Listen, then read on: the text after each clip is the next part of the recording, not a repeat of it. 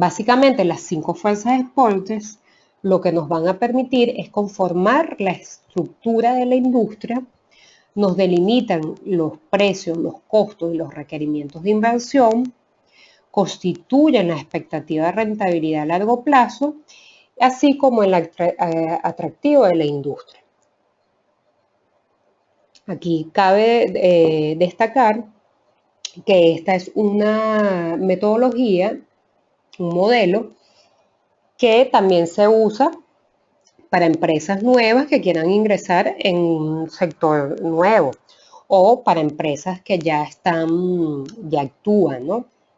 Entonces, aquí específicamente lo estamos usando en un proceso de planificación estratégica para empresas que ya están funcionando en una industria, pero es un modelo que se aplica también para nuevas empresas para evaluar qué tan atractivo, qué tan competitivo va a ser ese sector en el que yo quiero empezar a competir. Entonces, básicamente, nosotros al realizar el Porter, nosotros lo que vamos a entender son cuáles son los factores que determinan el poder del mercado y por ende el potencial de utilidades de una empresa en particular en un sector industrial y en qué forma se relacionan estos factores con sus estrategias. Entonces, esta es la forma del modelo, donde básicamente se hablan de 5 fuerzas. 4 de ellas dan como resultado la quinta, ¿no? Entonces, las fuerzas que hace referencia es cuál es el poder de negociación que tienen los proveedores de insumos y servicios. Cuál es la amenaza de entrada de competidores potenciales en ese sector. Cuál es el poder de negociación que tienen los clientes. Cuál es la amenaza de sustitución por parte de productos sustitutos y la suma de estas 4 fuerzas nos van a dar cuál es la rivalidad interna que viene específicamente de los competidores de la industria. Entonces vamos a ver cada uno de estas fuerzas al detalle. En cuanto a la amenaza de entrada de nuevos competidores, aquí se refiere que el mercado o el segmento no son atractivos dependiendo si las barreras de entrada son fáciles o no de franquear por nuevos participantes, que puedan llegar con nuevos recursos y capacidades para apoderarse de una porción del mercado. ¿Qué significa esto? Bueno, básicamente que nosotros tenemos que entender cuáles son las barreras de entrada que existen en el sector en el que nos desempeñamos para entender de alguna forma si estas barreras de entrada son muy altas o son muy altas, quiere decir que es un sector donde es difícil para otros nuevos competidores entrar a él. Vamos a entender cuáles son estas barreras de entrada. Tenemos primero las economías de escalas, que esta se refiere a que los altos volúmenes van a permitir la reducción de costos y a su vez dificulta que un nuevo competidor entre con precios bajos. Por otro lado, la diferenciación del producto. Aquí se asume que si se posiciona fuertemente su producto, la compañía entrante debe hacer cuantiosas inversiones para reposicionar ese producto ante unos productos que ya tienen tiempo posicionados dentro del mercado. La inversión es de capital. Si se cuenta con fuertes recursos financieros, tendrá una mejor posición competitiva frente a competidores más pequeños, le permitirá sobrevivir más tiempo que estos en una guerra de desgaste. Entonces, si tú entras en un sector donde la inversión de capital es alto, eso se convierte en una barrera de entrada. Las ventajas en costos, estas ventajas en costos no está directamente relacionado con las economías de escala, sino se refiere a aquellas ventajas en costos que ya tienen las empresas que están instaladas en cuanto a acceso a materias primas, a posibles patentes, a localizaciones geográficas, subsidios por parte del gobierno, así como los ahorros en costos debido a la curva de experiencia. En cuanto al acceso a los canales de distribución, si los canales están bien atendidos, los nuevos competidores deben convencer para que acepten sus productos mediante reducción de precios y aumento de márgenes de utilidad para el canal. Entonces, si cuando nosotros queramos entrar en un mercado en particular, esos canales de distribución son complejos para entrar, eso se convierte en una barrera importante de entrada. Y por último, la política gubernamental, que hace referencia a que pueden existir algunas leyes o normativas o requisitos que se necesitan en el sector que quiero entrar. Esto se ve muy típicamente en el sector turístico. Muchas veces, si nosotros queremos entrar en un ámbito del sector turístico, debemos aplicar a licencias las cuales pueden constituir verdaderas barreras de entrada. Entonces, eso es cuanto a la primera fuerza, que se refiere al poder de negociación de proveedores de insumos y servicios. Ahora vamos a ver la amenaza de entrada de competidores potenciales. No, ya va. Ese fue el que acabamos de ver, la amenaza de entrada de competidores potenciales. Vamos a ver ahora poder de negociación de los proveedores de insumos y servicios, que sería la fuerza 2. Esta se refiere a que a mayor capacidad de negociación, menos atractivo resulta el sector. ¿Esto qué quiere decir? Que si nosotros entramos en un sector donde los proveedores tienen un alto poder de negociación, resulta que no va a ser tan atractivo para mí entrar en ese sector.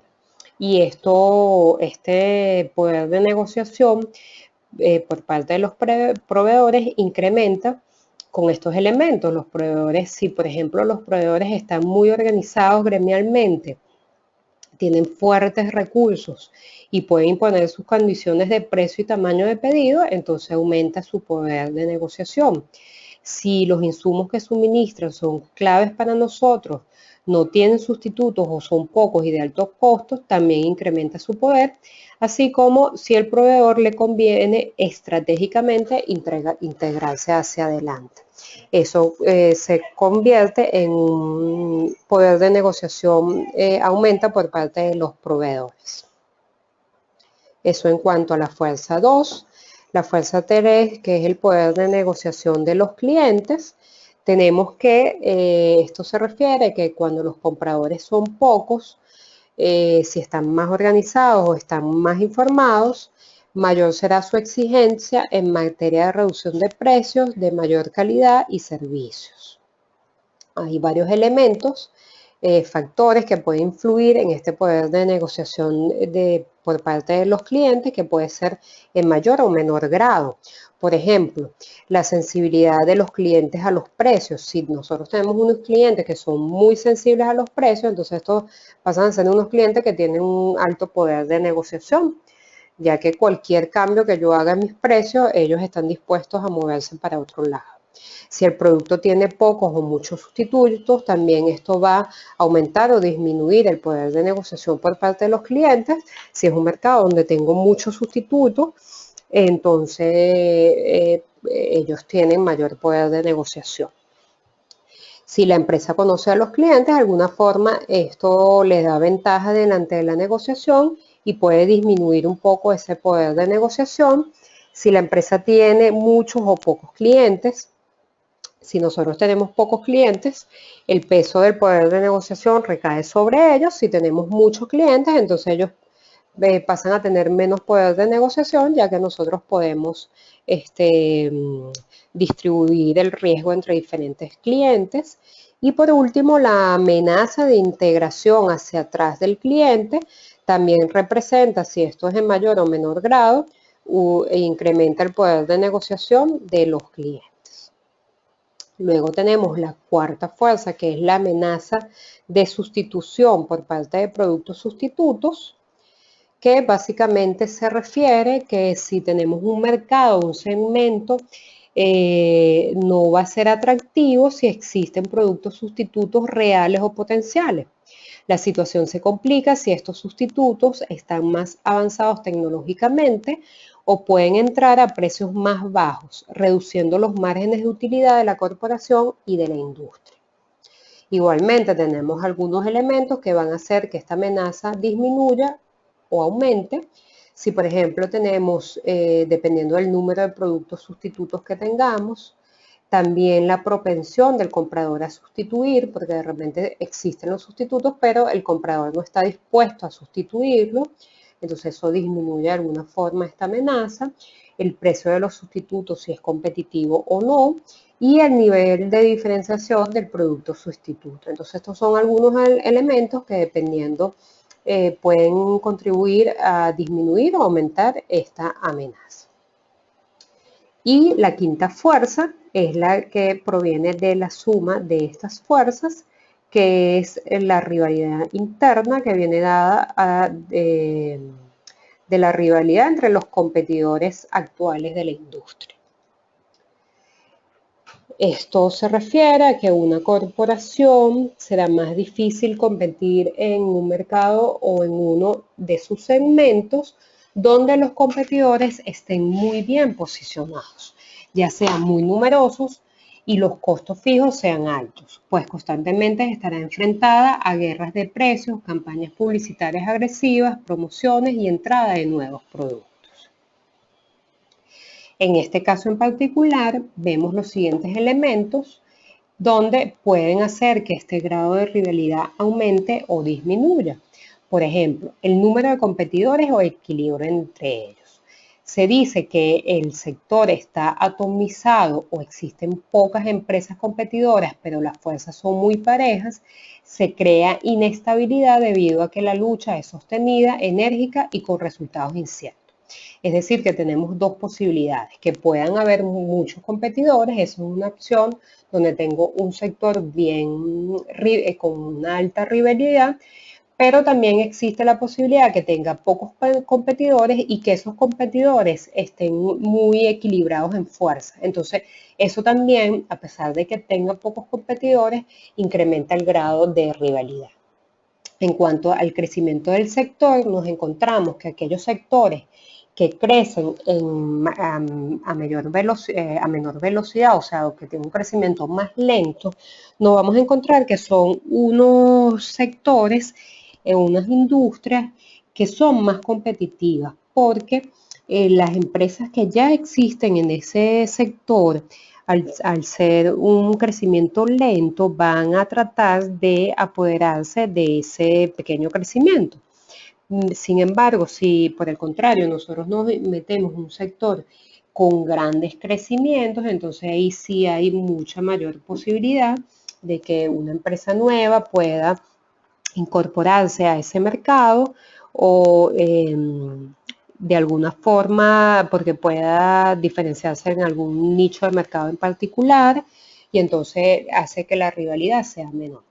En cuanto a los costos fijos, muchas veces ocurre que las grandes empresas al tener costos fijos altos se ven obligados de alguna forma a aumentar sus capacidades para no tener tanta capacidad ociosa y eso de alguna forma los obliga a bajar los precios. Entonces, cuando tenemos esos costos fijos muy altos, nos podemos encontrar que eso puede ser sinónimo de alta rivalidad.